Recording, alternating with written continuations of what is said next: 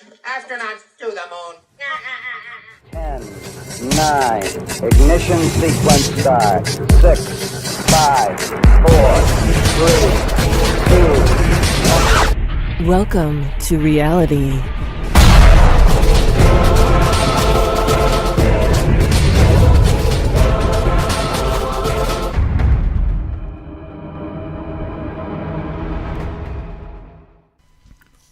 What's going on, everyone? It's Jeranism, back with another video for you today. It's time to try a new approach. When this all began, well over a year ago, I had questions concerning the world in which we live. I asked them in some early videos and basically received no answers, or not answers that really satisfied my search for truth.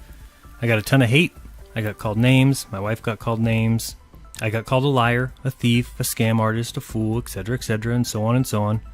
Naturally, I saw the lack of actual evidence or any decent answers as a sign that there was no answer. And while that still might be the case, I realized that if the question isn't asked the right way, well, one would be a fool or an idiot to expect an answer in a way in which I'd appreciate. So let's try something new and see if it helps, because I've basically given up on all the people that think they're cool when they're the furthest thing from it, from people who think mispronouncing a name are ways to endear themselves to other humans, who cry because some people are making a few $100s on Patreon, from people who want to see more videos, while only desperate little boys and Dungeons & Dragons moderator tag-alongs care at all to see any videos that they put out, as if it's my fault that they are completely unbearable to listen to.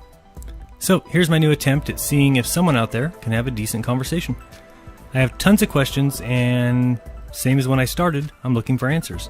Many people have filled my comment section with insults and no proof. Straw man arguments are some people's specialty, mixed with ad hominem attacks and constant appeal to authority, bandwagon, you name it.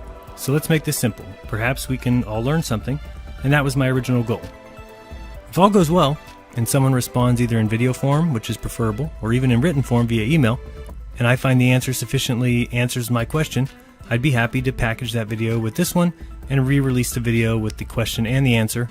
And that was the original plan, to get the truth out. If what we were taught was the truth, then let's get the truth out there and the world will be a better place because of it. If instead of any decent answers, I get more hate and more name calling, well, then I'll have realized that this approach isn't any better and it's back to the drawing pad. But for now, let's begin. Please explain it to me, Volume 1. So I have just some simple observations here, 3 or 4, that I would like explained. If the Earth is a globe, as we've been taught, and gravity sufficiently explains some of the interactions that happen around us and with the planetary bodies, then these answers should be easy. So I'm looking forward to an answer to them. Alright, so what I've got on the screen now is just a section of the Earth. Let's say that it's flat, or you can say it's curved on a ball, doesn't matter. And on top of that Earth, we put a huge rock. And by huge, I mean huge, like a 5 mile wide by 5 mile tall rock. So, as high as planes fly. And we take a marble, okay, which is a normal everyday glass marble. And next to the ball, we place it. You tell me what would happen to that marble. It would fall to the ground, correct? That's what I would think. Due to the gravity of the Earth, it's going to pull the marble down to the ground. Now, is this correct that because the Earth is the larger mass, which means it has a far stronger gravitational pull than the 5 mile by 5 mile rock, is it safe to then assume that I am correct in saying that is the reason that the marble falls to the Earth? If not, please show me my error, but hopefully we can agree up to this point at least. So, if we can agree on that, I'll move on to the Earth and the Moon, and hopefully we can understand that this picture here is the actual distance and size scaled to the Earth and the Moon. Once we've gotten that, let's take a look at this form here. If the previous points were true, then can you please explain, number 1, the Moon remaining in orbit of the Earth, and number 2, that there's no speed difference in the Moon coming and going. So to begin, just like the marble in the previous image, wouldn't the Moon work the same way? Meaning when it came around in its orbit of Earth, and it got between the Sun and the Earth, wouldn't the Sun pull it due to its massive gravity pull versus over the Earth? Why does the Moon stay in orbit of the Earth if the Sun, the stronger body, the stronger mass pulling gravitationally, why wouldn't that pull the moon right out of our orbit? Also, on that same note, if you think about it, when the moon is coming around, say getting close to a new moon, as it's entering its orbits, you can take a look at that pink square down there. Wouldn't the sun be pulling it and therefore the moon be moving faster than when it is coming out of new moon, as you can see by the blue circle there? Wouldn't that make it slower? So that's basically part one. Part two has a little bit more to do with shadows. If you have ever taken a ball, shined a flashlight at it, you'll see what kind of shadow comes off of it, and it actually comes out as a cone. And it gets big very fast. So with the distance of the sun and the height and size of the moon, which is only 23% the size of the Earth, 2% of its volume, and 1% of its mass, that the shadow that would be cast on the Earth from the sun during a solar eclipse would be so huge it would wash out the entire Earth, not just one little segment. And also if you turn that and then say the light source on the Earth that would be shined on the moon would be also very, very large, impossible to tell that there was any bit of curvature. And by curvature, I mean the curvature of the so-called shadow on the moon.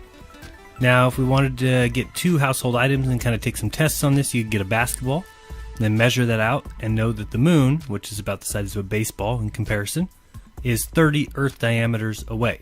So if we added 30 more basketballs in between the first basketball and the baseball, that would be the distance we're looking at. On my example, I only have 15 basketballs, so we'd have to add 15 more and then place the baseball. Then, using a light source, check the shadow that comes from the basketball. It's going to be like a cone heading out towards the baseball, and it's going to completely engulf it totally. There will be no shadow of the basketball on the baseball 30 basketballs away. You're not going to get a curved shadow on the lunar eclipse, and you're not going to get a spot shadow on the solar eclipse, as we see in reality today. Now you can see on the screen that I just switched. You can do it again with the baseball behind the light source and the basketball 30 basketballs away, and you'll also see that that shadow wouldn't work the same as the shadow that we see in reality. And so that's about it. Pretty easy. Simply explain it to me. That's it. No need for insults, no need for name calling. I am coming to you saying I do not understand this. I don't know the answer. You all tell me that you do, so please explain it.